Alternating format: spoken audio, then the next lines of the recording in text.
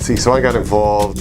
First of all, I really believe in what unions can do for people in the workplace. I believe a democratically run union organization is an antidote to gaps in employment institutions by employers that don't fill in and listen to employees. And so I have a general positive belief in what unions can do to improve the working conditions and respond to the needs of working people, professional or craft or industrial, doesn't matter. I think people sticking together to solve problems is a positive thing in any society, and it's an important right, that freedom of association, and when it's exercised, we bring democracy and I think in the context of the university, shared governance to the workplace, and I think that's absolutely consistent with the principles of higher education and academia. So I had these larger values that I identify with, and I had been here long enough to know that there were enough problems that weren't getting addressed, that faculty weren't being heard, that class sizes were expanding, the number of tenure-track faculty as a proportion of all faculty was shrinking as more and more of the budget woes of the University of Oregon were solved not by other creative avenues, but by increasing enrollment of undergraduates and increasing employment of basically part-time and contingent faculty, which starts to undermine and erode the basis of shared governance because people don't have the security, the long-term commitments and involvement and the trust that they can speak what's true for them and really bring their expertise or critical orientation to the classroom or the arts or whatever they have. So I think those principles that are just dear to academia of shared governance and academic freedom were compromised, and I observed that happening at the University of Oregon. I was concerned that faculty were not being heard, and that for too long through the Senate and through other avenues, those concerns were being voiced, but there was not a plan or a response by the central administration to address these long-standing transformations that were undermining, I think, dear and cherished qualities of higher education and academia. I saw this in our own workplace. I saw this in our own department. I saw this in other departments where faculty would go for years without raises, where there was no clarity on why somebody would get a raise and somebody else wouldn't. We saw inequities growing. We saw a lack of clarity on why merit pay was being distributed in the way it was. In my department, this produced inexplicable outcomes that to this day I think still puzzle a lot of my colleagues. And it reflected a lack of transparency and accountability by sub-members in the administration. And we needed to, I think, bring greater transparency and greater accountability through enforceable policies that were agreed upon in a shared governance process. We needed to bring those values back to the University of Oregon, and the Senate wasn't doing it. We needed another form of collective action, and so I think that's why I got involved. I believed in the value of collective action. I believed in what a good union could do for an institution like this. I've seen colleagues do work in their unions as faculty at Rutgers and SUNY. I knew we could do something similar here. I believed it, and that's why I got involved. I wanted to solve real problems here at the University of Oregon and improve the kind of graduate and undergraduate education we offered, as well as make sure this institution was here for the generations to come. I think there were a number of catalysts, I think, that really precipitated a collective action and organizing by faculty, and then the success. The first, I think, was a realization that after 6-7 years, this was around 2006, 2007, when I think some of the initial conversations were taking off, it was clear that the goals established and set forth in the Senate White Paper of 2000, which really laid out a reason to move forward faculty compensation closer to that of our peers. And we knew by 2006 that wasn't happening. There was no indication that the fundraising, the efforts by the administration or the state government were going to provide the resources to make sure that the University of Oregon was investing in the faculties to maintain the level of undergraduate education and research excellence that we expect of this university. We didn't see that investment happening. We didn't expect it to come forward unless there was some push. We saw lots of investment, lots of foundation giving, and a lot of priorities around bringing money into the athletic programs and the big boosters in that area, but we didn't see the same level of commitment to attract resources to build our academic core. And the lack of that commitment and the lack of evidence that our concerns were being heard, I think really prompted a number of folks to get involved in 2007, 2008. And at that point, you know, it was, we were of course entering a recession. We hadn't seen raises as faculty for several years, and there was, of course, a recession, a pay freeze, or furloughs for classified staff. I mean, this was, of course, a difficult economic time. The number of faculty who were leaving the University of Oregon to other greener pastures, and we were losing good folks, which affects the long-term academic caliber of this institution. Those losses were compounded by the period of time that there were no raises. We then saw President LaRiviere try to buck that trend with a preemptive raise, you might say, that was selective to a few faculty, or a small percentage of tenure track faculty.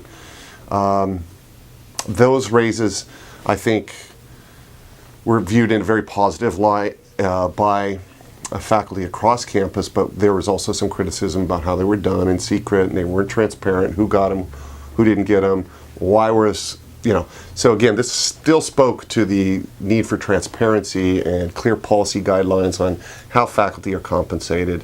So I think those of us involved in the organizing effort initially saw this as just another symptom of a lack of oversight and a lack of transparency in how the administration responds to appeals by faculty, who have, by the way, according to we have statutory authority to shared governance at the University of Oregon, as most major public universities do, and that shared governance, that statutory right to shared governance, was not being honored at the level, I think, that was called for with the Senate white papers in 2000.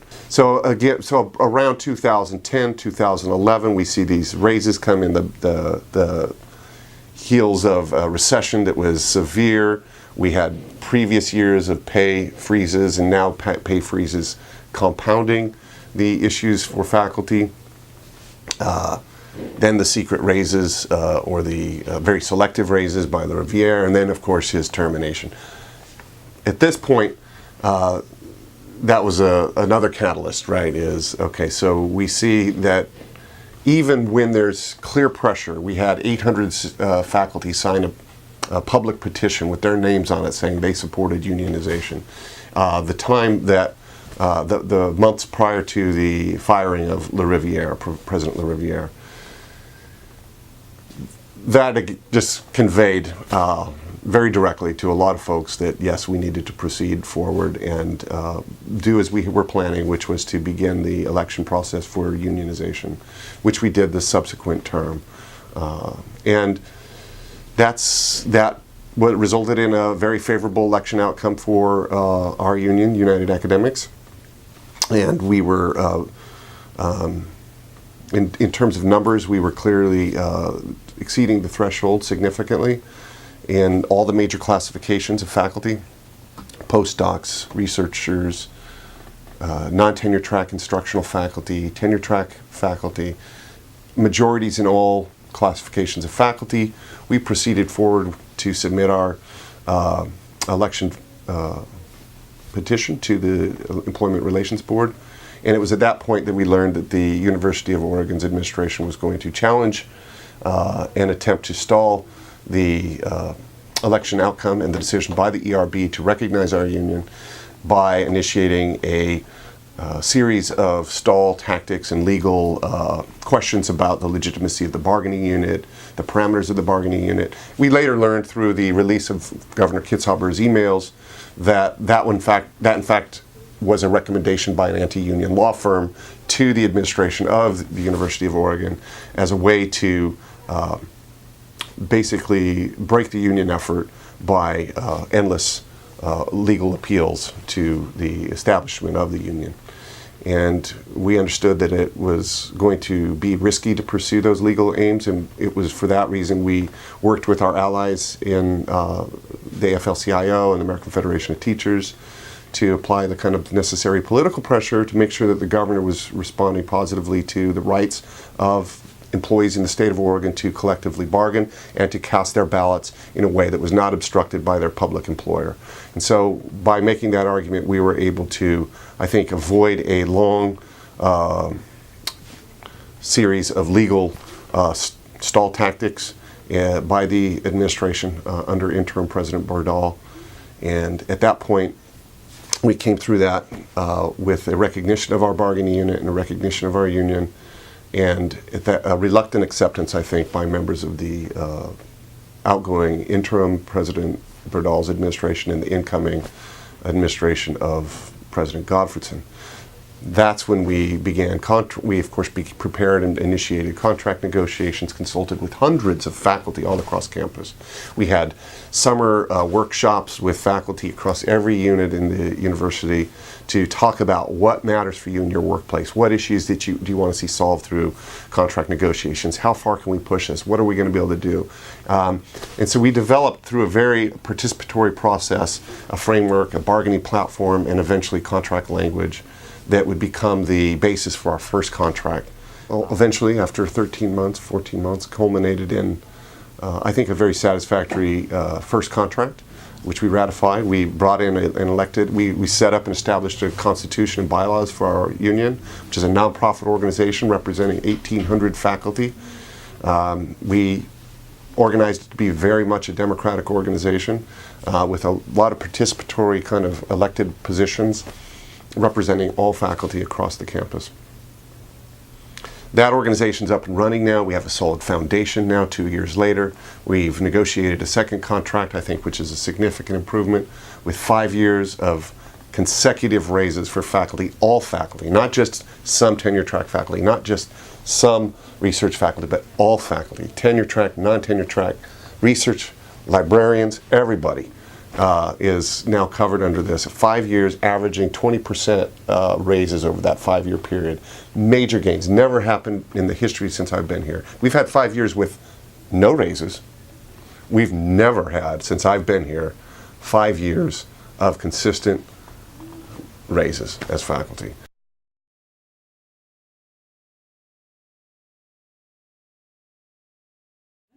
Well, one thing, it's the union, organizing a union and then sitting down at the table with the university administration to solve problems.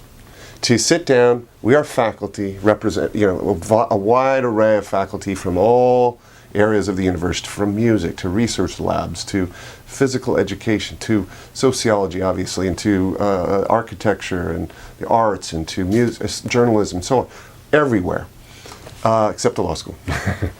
So we got faculty from everywhere who've communicated through this new structure, through our union, some priorities to set, and those priorities are about solving problems. And we're here to put in practice the principle of shared governance. Collective bargaining actually mimics and I think complements the principle of shared governance that we find in our academic governance institutions like in the Senate very nicely. It allows us to have the kind of conversations we ought to be having about academic matters through the Senate and other shared governance institutions at the university. It allows us to have those same kind of problem-solving conversations in employment matters, in matters of issues of safety in classroom, in matters affecting equity, in matters affecting contracts and security, in matters affecting grievances, and following through with some integrity the agreements that are made between faculty and the administration. So sitting down at the table and solving problems with the administration affirmed to me the principle of shared governance. It allowed us to take that philosophical principle and put it into practice in a new area at the University of Oregon to solve real problems facing hundreds of faculty. And so that was the first, I think, major plus. Not just for me, it was a very affirming kind of principle to see put into play, but it also is a major step forward for the University of Oregon because it brings faculty back into the conversation over matters that affect our academic programs, our professional lives, our compensation, and our students ultimately. And so when we sat down at the table and bargained that first contract, and then again our second contract, we did this with the intention of solving problems. We didn't do this with the intention of, hurting anybody or saying the administration's horrible. It wasn't about pointing fingers. It was about these are problems that we recognize here at the University of Oregon that affect our academic mission, that affect the institution's mission. So how are we going to address this? We have a proposal. What do you think of this proposal? So we can get a counter argument. That principle is powerful and beautiful, and that we've now set that in motion, and that it's legally binding. What we agree to is legally binding between the two parties. It's an agreement. It's not just the union. It's not just the administration. It's the ground on which we can stand together.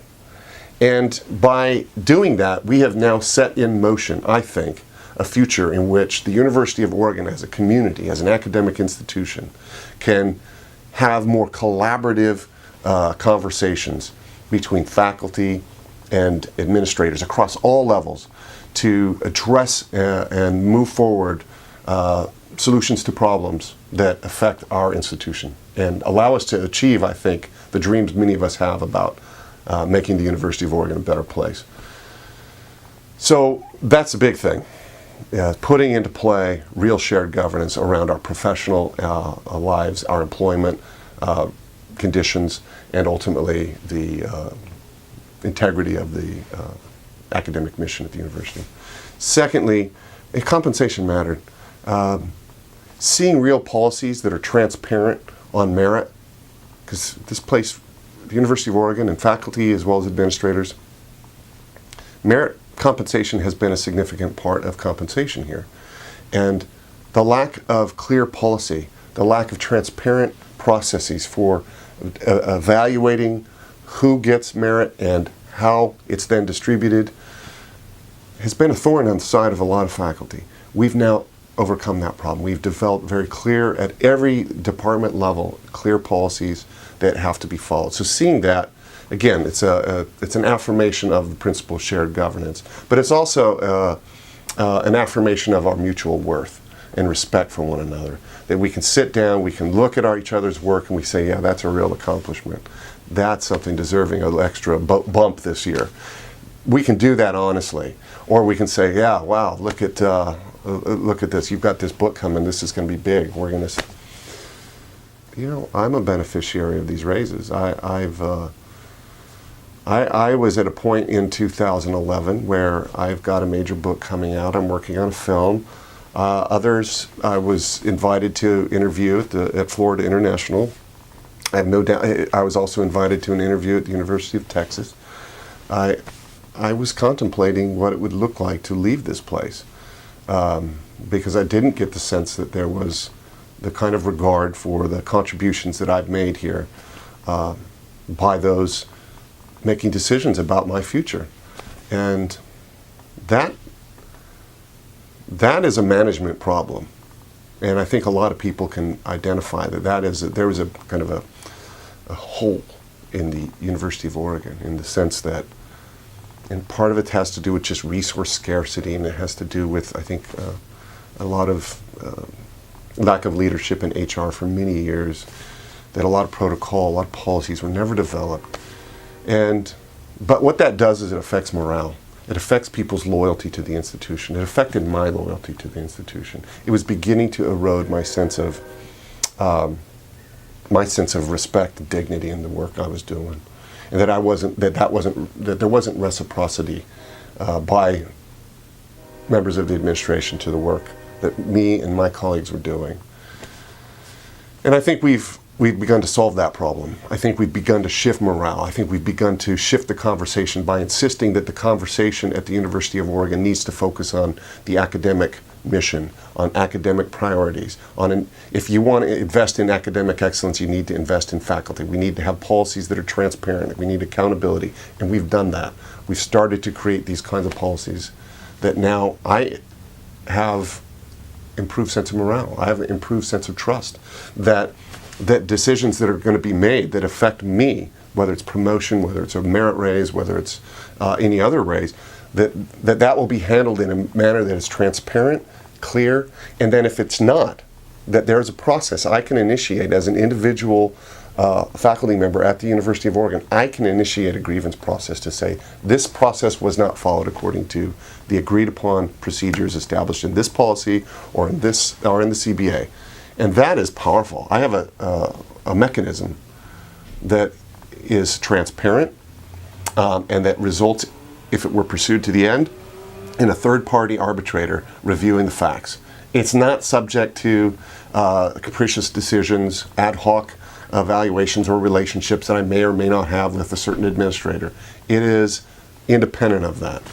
That is huge, having an independent grievance procedure in place so that faculty can move forward in a confidential way, a process to solve problems, and if it is pursued to the point where it can't be solved at the level of the institution, it will go to a third-party arbitrator. And we've never had that before, because the contract, the agreement we now have with the university it's bound by law. It's enforceable, independent of agreements with particular administrators or department heads or deans.